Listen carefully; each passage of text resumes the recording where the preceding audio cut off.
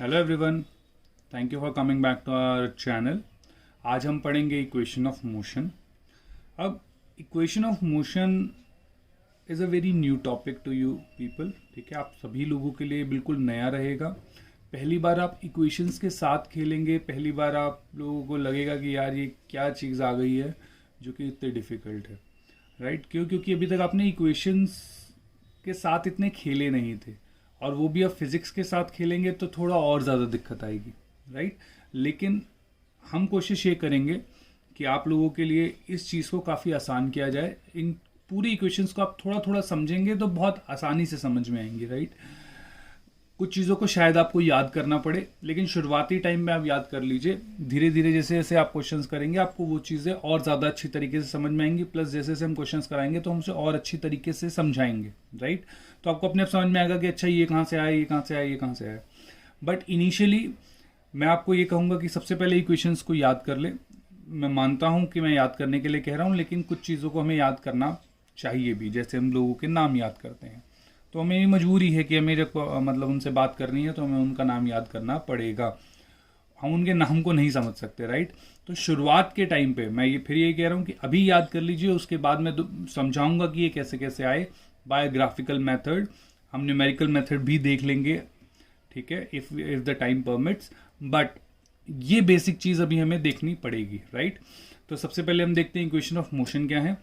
जब भी कोई बॉडी यूनिफॉर्म वेलोसिटी से चल रही होगी या यूनिफॉर्म एक्सेलरेशन से चल रही होगी तो हमारी ये इक्वेशंस काम आती हैं। जनरली आप लोग ये सुनते हैं कि यूनिफॉर्म एक्सेलरेशन में ही काम आएगी, लेकिन यूनिफॉर्म वेलोसिटी में भी काम आ सकती है। कैसे? उस वाले पर्टिकुलर पीरियड के लिए एक्सेलरेशन जो होगी वो जीरो हो जाएगी। तो जब एक्सेलरेशन जीरो हो जाएगी तो हमारी सिर्फ सेकेंड इक्वेशन काम में आएगी। वो मैं बताऊंगा आप लोगों को बाद में, राइट? तो लेकिन सबसे पहले हमें क्या पता होना चाहिए कि इक्वेशंस ऑफ जो मोशन है वो वैलिड कब कब है। वो वैलिड है यूनिफॉर्म मोशन के लिए,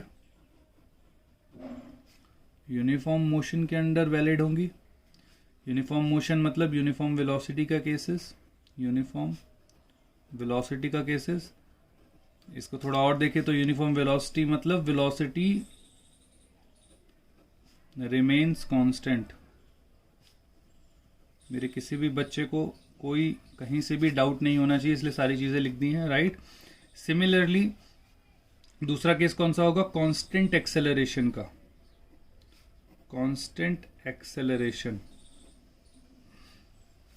कांस्टेंट एक्सेलरेशन मतलब rate of change of velocity जो होगी, rate of change of velocity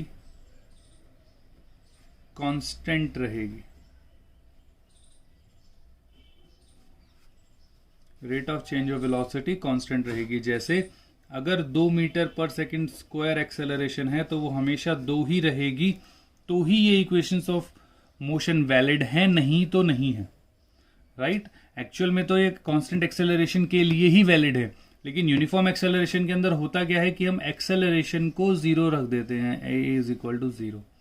तो a is equal to zero के अंदर सिर्फ हमारी सेकेंड इक्वेशन वैलिड होगी, राइट? क्योंकि v is equal to u हो जाएगा तो वो हमारे कोई काम का नहीं होगा। यहाँ पे भी v is equal to U ही आएगा, क्योंकि एक्सेलरेशन जीरो हो जाएगा तो ये भी जीरो हो जाएगा, राइट? तो अभी हम इसके ऊपर और देखेंगे, लेकिन इंपॉर्टेंट ये कि यहाँ पे एक्सेलरेशन जीरो हो जाता है तो इसीलिए ये वैलिड होती हैं। नहीं तो एक्चुअल में ये तीनों इक्वेशन सिर्फ कॉन्स्टेंट एक्सेलरेशन के लिए वैलिड होती हैं, राइट? अब आगे देखते हैं, ध्यान से सुनिएगा। अब ये इक्वेशंस हैं क्या क्या। पहली इक्वेशन को हम बोलते हैं v is equal to u plus a t. अरे v u a t, चार चीजें क्या है ये? इसमें अगर हम देखें तो जो u होगी वो होगी इनिशियल वेलोसिटी। मतलब अगर कोई भी हमारे पास क्वेश्चन दे रखा है जिसमें हमें गाड़ी दौड़ती हुई दिखाई दी, गाड़ी रुकती हुई दिखाई दी, लोग दौड़ते हुए दिखाई दिए, चीज़ों को फेंका गया, चीज़ों को छोड़ा गया, तो उस पूरी पहले में प्रोसेस देखते हैं कि प्रोसेस में हो क्या रहा है। से फॉर एग्जांपल गाड़ी चल रही है, जैसे उसने गाड़ी स्टार्ट करी और गाड़ी स्टार्ट होने के बाद चलने लग गई। दिस मीन्स जैसे ही शुरू करी तो शुरुआत में उसकी वेलोसिटी कितनी थी, तो इनिशियल वेलोसिटी बोलेंगे उसे, और वो वेलोसिटी होगी जीरो। जो हमें दिख रहा है कि भाई स्टार्ट कर रहे हैं तो भाई जीरो ही होगी।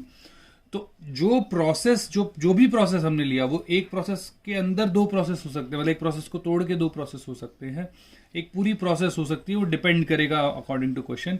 लेकिन एक ऐसी प्रोसेस जिसके अंदर एक्सेलरेशन कांस्टेंट है, अगेन रिपीटिंग, एक्सेलरेशन कांस्टेंट है। एक्सेलरेशन कांस्टेंट मतलब वेलोसिटी चेंज हो रही है लगातार, राइट। कांस्टेंट एक्सेलरेशन है या rate of change of velocity constant है। जैसे 2 मीटर पर सेकंड अगर एक्सेलरेशन है तो 2 ही रहती है, तो हर 2 सेकंड बाद 1 सेकंड बाद 2 मीटर पर सेकंड वेलोसिटी चेंज हो जाएगी। ऐसे किसी प्रोसेस के अंदर हमें यह देखना पड़ता है कि शुरुआत जो है ऑब्जेक्ट की उसकी वेलोसिटी कितनी है, तो उसे हम कहेंगे इनिशियल वेलोसिटी। जब वो पर्टिकुलर प्रोसेस या पाथ खत्म, जो हमने पाथ लिया है उस पाथ या उस प्रोसेस के अंदर जो लास्ट वेलोसिटी होगी उसे हम फाइनल वेलोसिटी या वी बोलेंगे। ए जो होगा वो इस पूरे प्रोसेस के अंदर जो इनिशियल से फाइनल गई, तो जो एक्सेल वेलोसिटी चेंज हुई, जिस रेट के साथ चेंज हुई, जिस एक्सेलरेशन के साथ चेंज हुई, जो हमने लास्ट लेक्चर में पढ़ा था, उस एक्सेलरेशन की वैल्यू यहां पे आती है। और कितने टाइम में चेंज हुई, तो वो टाइम यहां पे आता है। तो ये एक पूरा इक्वेशन बताती है। Similarly S is equal to U T plus half A T square. तो S U T plus half A T square, S को हम कहते हैं डिस्प्लेसमेंट, राइट। ये डिस्टेंस नहीं होता, ये डिस्प्लेसमेंट होता है। अगर वो एक स्ट्रेट लाइन पाथ होगा जैसे हमने पीछे देखा था जिसमें डायरेक्शन चेंज नहीं होगी, तो यही डिस्प्लेसमेंट डिस्टेंस हो जाएगा। That's a different matter all together. लेकिन एस हमेशा डिस्प्लेसमेंट बताता है, ये ध्यान रखना पड़ेगा। इसके बाद एस इज इक्वल टू क्या है, U T plus half A T square. तो U T plus half A T square, U again initial velocity into time plus half into acceleration into time का स्क्वायर। इसके बाद तीसरी है V square minus U square is equal to 2as। ये तीनों equations हैं। अगर आप ध्यान से देखें तो टोटल ये 5 वेरिएबल है, v u v a t और एस, ये 5 वेरिएबल है। इन 5 वेरिएबल में से हर इक्वेशन के अंदर 4 हैं। ध्यान से देखें वी यू ए और टी, तो अगर हम ध्यान से देखें तो इसके अंदर एस वेरिएबल नहीं है, इसके अंदर एस वेरिएबल नहीं है। फर्स्ट इक्वेशन में एस वेरिएबल नहीं है। सिमिलरली अगर मैं सेकंड इक्वेशन देखूं तो इसमें v नहीं है, ध्यान से देखिए, तो इसके अंदर v नहीं है। सिमिलरली तीसरा इक्वेशन देखें तो इसके अंदर t नहीं है। तो सबसे पहली चीज क्या कि 5 वेरिएबल हैं, 5 ये सिंबल्स हैं। हर इक्वेशन के अंदर 4 सिंबल हैं, एक सिंबल नहीं है। तो पहले वाले के अंदर s नहीं है, दूसरे वाले के अंदर v नहीं है और तीसरे वाले के अंदर t नहीं है। नाउ जब हम क्वेश्चन पढ़ेंगे तो हमें यह देखना होगा, जनरली जो आसान क्वेश्चंस होते हैं उनमें 4 वेरिएबल में से 3 वेरिएबल दे रखे होते हैं, 4 में से 3 वेरिएबल दे रखे होते हैं और एक इक्वेशन सॉल्व करके हमें निकालना होता है। लेकिन बस इंपॉर्टेंट ये होता है 9th लेवल के स्टैंडर्ड पे कि कौन सी इक्वेशन लगाएं। 9th लेवल के क्वेश्चंस के अंदर बस ये इंपॉर्टेंट होता है कि कौन सी इक्वेशन लगाएं। तो क्वेश्चन पढ़ने के बाद हमें यह चीज समझ में आनी चाहिए कि क्वेश्चन के अंदर किस चीज के बारे में नहीं पूछा गया। जैसे डिस्प्लेसमेंट के बारे में अगर पूछा ही नहीं गया तो मुझे पता है कि पहली इक्वेशन लगानी है। फाइनल वेलोसिटी के बारे में पूछा ही नहीं गया तो मुझे पता है कि सेकंड इक्वेशन लगानी है। टाइम के बारे में बात ही नहीं हो रही है क्वेश्चन के अंदर तो मुझे थर्ड इक्वेशन लगानी है। इस तरीके से आपको इक्वेशन याद करनी पड़ेगी। इक्वेशन याद कर ली तो मुझे ये तो समझ में आ जाएगा कि 5 वेरिएबल थे, 5 में से कौन सा इसमें नहीं है, और जो नहीं है उस हिसाब से हमें क्वेश्चन, जैसे अगर मैं क्वेश्चन कहता हूं कि एक बॉडी है जिसकी वेलोसिटी ए से बी चेंज हो रही है, एक्सेलरेशन ये है, बताओ कितने टाइम में चेंज हुई, तो मुझे पता है कि डिस्प्लेसमेंट की कोई बात ही नहीं, तो मैं फर्स्ट इक्वेशन लगा दूंगा। और इसके बाद हम प्रैक्टिस करेंगे, हर एक इक्वेशन के ऊपर कम से कम 5-5, 10-10 क्वेश्चन हम प्रैक्टिस करेंगे, तो उसकी आप टेंशन मत लीजिए। लेकिन इंपॉर्टेंट जो बेसिक चीजें हैं वो समझने की वो ये हैं। और चीजें देखिए क्या क्या समझ में आता है, थोड़ा और ध्यान से देखेंगे इन इक्वेशंस को तो मुझे पता लगेगा कि इनिशियल वेलोसिटी और एक्सेलरेशन, इनिशियल वेलोसिटी और acceleration are present in every equation, are present in every equation. तो ये हर एक इक्वेशन में होगी। तो सबसे पहले हम क्वेश्चन पढ़ते हैं, हमें ये देखना पड़ेगा कि यू और ए है या नहीं है, पहले तो यहीं से क्लियर हो जाएगा। दूसरा ये कि भाई यू और ए जनरली दिए होते हैं, राइट, क्योंकि ये सभी इक्वेशंस में होते हैं।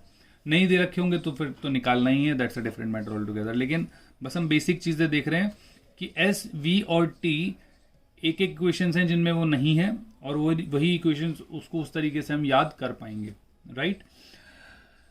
इसके अलावा अगर हम देखते हैं तो इनिशियल वेलोसिटी की हमने पहले भी देख रखा है कि जो एसआई यूनिट है वो मीटर पर सेकंड है, फाइनल वेलोसिटी की भी मीटर पर सेकंड, क्योंकि दोनों वेलोसिटीज हैं। एक्सेलरेशन की मीटर पर सेकंड स्क्वायर होती है, टाइम की एसआई यूनिट सेकंड होती है, और डिस्प्लेसमेंट एक तरीके का दूरी बताता है, तो इसकी जो एसआई यूनिट है वो मीटर होती है, राइट। तो नेक्स्ट लेक्चर से हम क्वेश्चन सॉल्व करना शुरू करेंगे जो कि इक्वेशन ऑफ मोशन पे बेस्ड होंगे। हम कोशिश करेंगे कि हर एक क्वेश्चन के करें, एटलीस्ट 5 क्वेश्चन करें, ताकि आप लोगों को क्लियर रहे कि हम किस चीज़ के ऊपर कर रहे हैं, right. So thank you and we will meet again.